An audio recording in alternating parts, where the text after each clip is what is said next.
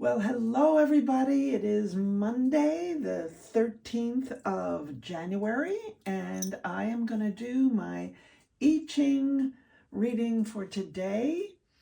And I always ask the question, what is it that I need to know today? What is for the highest good for myself and everyone else? That's always my question. So I am shaking the 3 coins in my hands, and here they are, 3 coins. So the first one is a tail. So we're going to write down what it is when we get all 3. The second one, another tail. The third one, another tail. So we have 3 tails. Tails, if you'll recall from my last video, tails are worth 2. So 3 of them together are worth 6. So 6 is a broken line that changes. When you put an X in there, it means it's a changing line. Okay?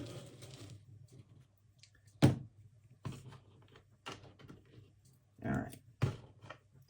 We do this 6 times.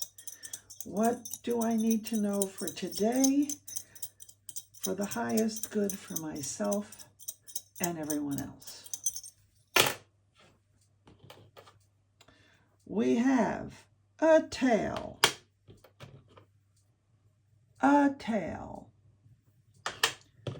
and, oh, another tail. Ooh. So another 6.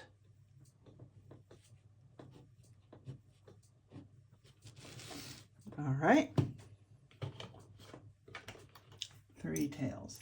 What do I need to know for today, for myself, and for the highest good for all? All right. Ooh, today we have a head, and a head, and a tail. Okay, heads are worth 3, and tails are worth 2, so that is 8. Another broken line, but this one does not change. Remember, the X's indicate that these lines change. And we'll get into that when we're done with the hexagram. So, 3 more times. What do I need to know today for my highest good and for the highest good of all? All right. A tail. A head. And a tail. 2 tails and a head. So tails are worth 2, so that's 4, and the head is a 7. All right, 7 is a solid line.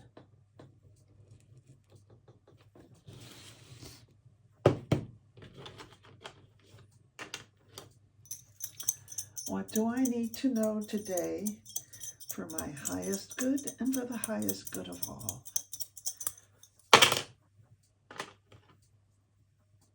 Head,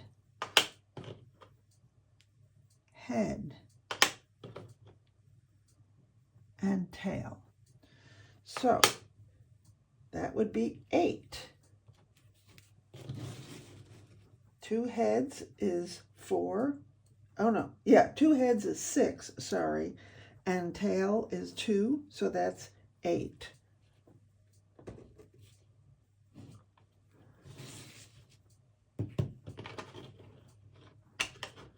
One more.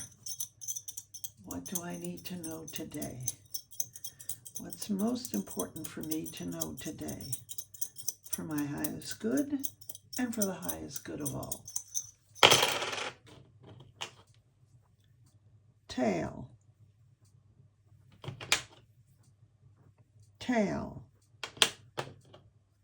and tail. 3 tails is another 6.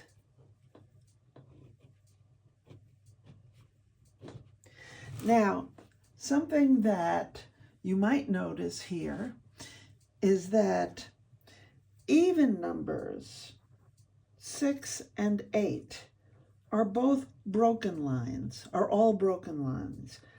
Odd numbers, we've had a 7 here. We haven't had a 9 in this hexagram, but 7 and 9 are both solid lines. They're not broken. The difference is 7 is unchanging and 9 is a changing line. So now we look it up in the book. In the back of the book, they have the chart. Over here, as I've said, you can find this online.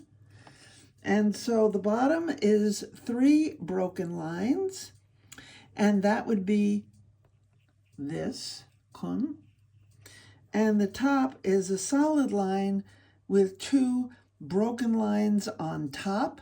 That would be chen. So chen, kun, where? Kun and chen. Yes. 16. So this is 16. But these lines now change. The ones with the X's change. So we have a solid and a solid. So the broken changes into a solid. This broken line doesn't change, so it stays broken. This solid line doesn't change. It stays solid. This broken line doesn't change. It stays broken. This line changes to a solid line. So now we have a different hexagram. So now we have 2 solid lines at the bottom with a broken line on the top, which is tui. And on the top, we have a broken line in between 2 solid lines. So that would be li. So tui to li gives you 38. These are the top, the upper trigrams. These are the lower trigrams. So the lower part, the bottom 3 lines, is this.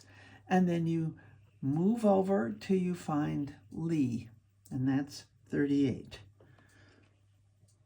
Okay. I'm pretty sure I got that right. I'm just checking. Yes, 38.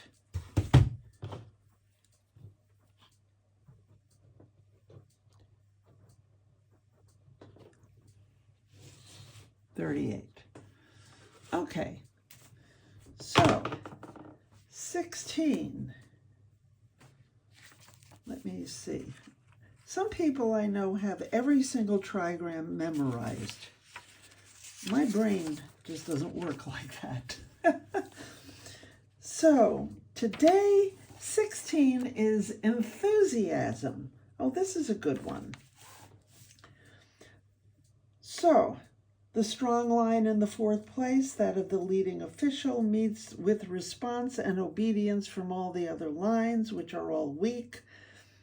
The attribute of the upper trigram, chen, is movement. The attributes of kun, the lower, are obedience and devotion. This begins a movement that meets with devotion and therefore inspires enthusiasm, carrying all with it. Of great importance, furthermore, is the law of movement along the line of least resistance, which in this hexagram is enunciated as the law for natural events and for human life. The judgment, enthusiasm. It furthers one to install helpers and to set armies marching. In other words, the way I read this is it's okay to reach out for help. All right? Enthusiasm means reaching out for help. The time of enthusiasm derives from the fact that there is at hand an eminent man who is in sympathy with the spirit of the people and sets in accord with it. Hence he finds universal and willing obedience. And by the way, as I mentioned in my last video, and if you haven't seen it, click on the link. I'll put a link in the description, but it's right there. It's the one before this one. And what I said then was the fact that they use the word man all the time. And this comes from an ancient culture that was patriarchal. So we're not patriarchal today, so read it as you will. I substitute human for man, okay, in my head, but I'll just read what it says. Hence he finds universal and willing obedience. To arouse enthusiasm, it is necessary for a man to adjust himself and his ordinances to the character of those whom he has to lead. The inviolability of natural laws rests on this principle of movement along the line of least resistance. These laws are not forces external to things, but represent the harmony of movement immanent in them. This is the book of changes I'm reading, and so one of the laws that is obvious to the ancient Chinese and to modern science is that absolutely everything is in movement. So to try and stay fixed and solid is to go against the laws of nature. So, again, it is enthusiasm that enables us to install helpers for the completion of an undertaking without fear of secret opposition. It is enthusiasm, too, that can unify mass movements as in war so that they achieve victory. Well, I'm not at war. The image, thunder comes resounding out of the earth, the image of enthusiasm. Thus the ancient kings made music in order to honor merit and offered it with splendor to the supreme deity, inviting their ancestors to be present. Okay, so this again points to not just being in accordance with natural law, but also recognizing our connection to not only others, but to a higher power. And I'm not going to go through reading all of this because we have some lines to read. So the lines, the 6 at the beginning means enthusiasm that expresses itself brings misfortune. A man in an inferior position has aristocratic connections about which he boasts enthusiastically. This arrogance inevitably invites misfortune. Enthusiasm should never be an egotistic emotion. It is justified only when it is a general feeling that unites one with others. And this is something that is a really old-fashioned idea of not being run by your ego, but to consider the greater good, which is why I always ask about the greater good when I throw the I Ching. And then we have another 6 in the second place. 6 in the second place means firm as a rock, not a whole day. Perseverance brings good fortune. This describes a person who does not allow himself to be misled by any illusion. Good luck on that one. I kind of think life is filled with illusions, but it's a good idea to try and figure out that which is an illusion and that which is not. All right. While others are letting themselves be dazzled by enthusiasm, he recognizes with perfect clarity the first signs of the time.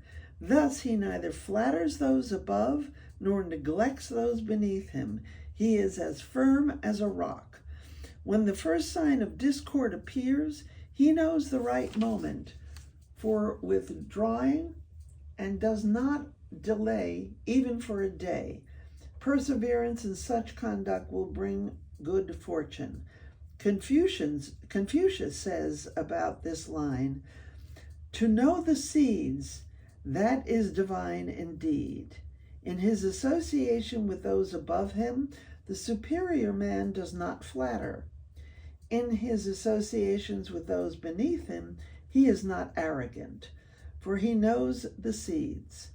The seeds are the first imperceptible beginning of movement, the first trace of good fortune or misfortune that shows itself.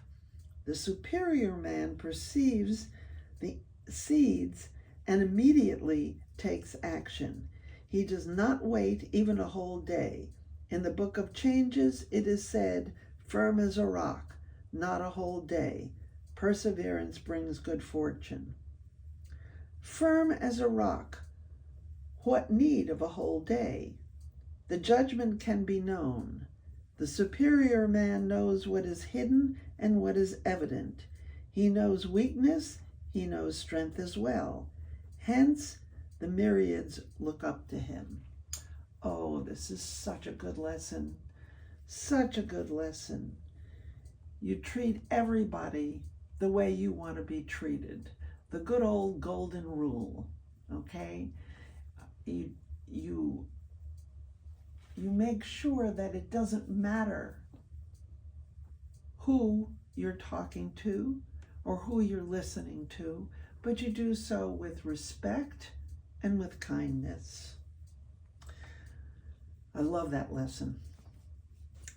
And by doing so, there are the seeds that you can water that way, and the seeds will grow. And just like the story of the two wolves, it's the one you feed. That's the one that will win. So are you nourishing the seeds of kindness and compassion, or bitterness and envy and resentment and anger?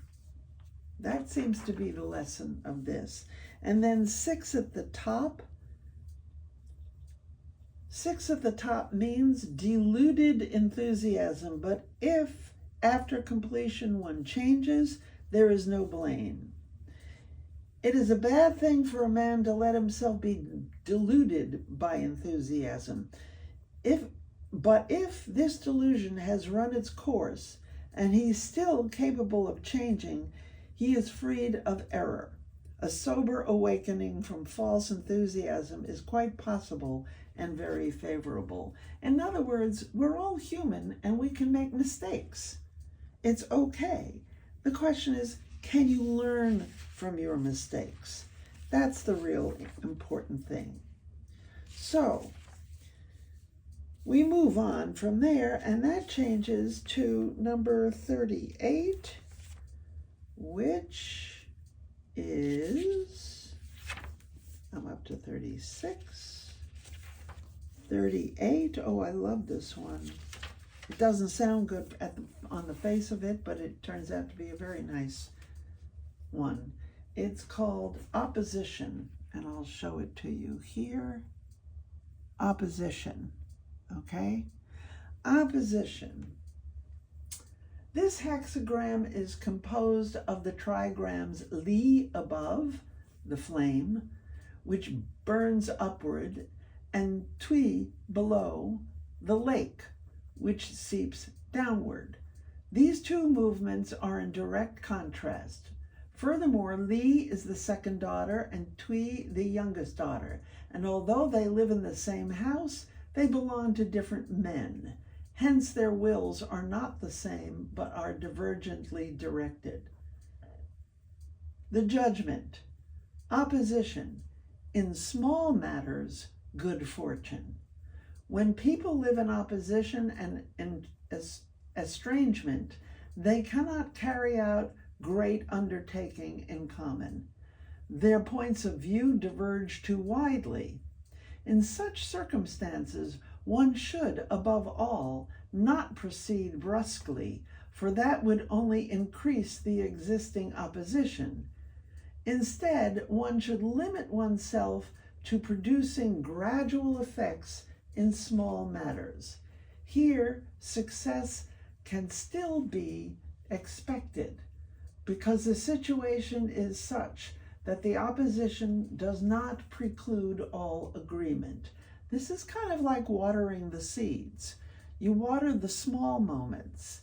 You do what can be done in the small matters.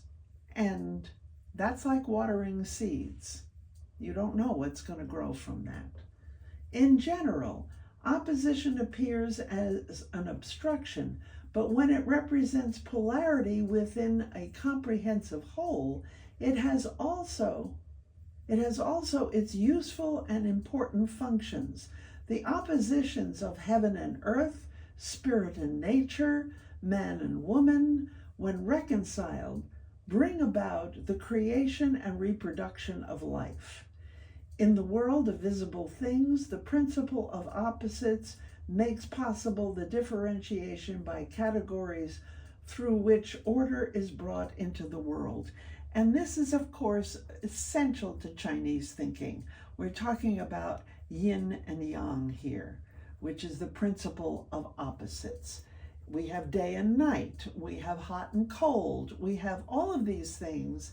And when they are in balance, then the world is working the way it should, and our bodies work the way they should. They shouldn't be too hot or too cold, too wet or too dry. You know, you have to get some sleep, you need rest, and you need activity. It's basic to the way the Chinese looked at life and therefore at medicine. The image, above fire, below the lake, the image of opposition. Thus, amid all fellowship, the superior man retains his individuality. In other words, you don't have to pretend to be somebody you aren't. You can be opposite of somebody, even somebody you care for. You just don't try and create a huge opposition out of it. You don't go to war over it. You water the small seeds, okay? The two elements, fire and water, never mingle, but even when in contact, retain their own natures. So the cultured man is never led into baseness or vulgarity through intercourse or community of interests with persons of another sort. Regardless of all commingling, he will always preserve his individuality. And that goes along with the idea of be yourself. Everyone else is taken. Okay, so that is today's reading. And if you like it, please hit the like button. And if any of this interests you, please hit the subscribe button too. That will help me a whole lot. It would really help me if you would do that. That would help YouTube know that people are interested, so this video will get out to more people. Thanks a lot, and I will see you again next time.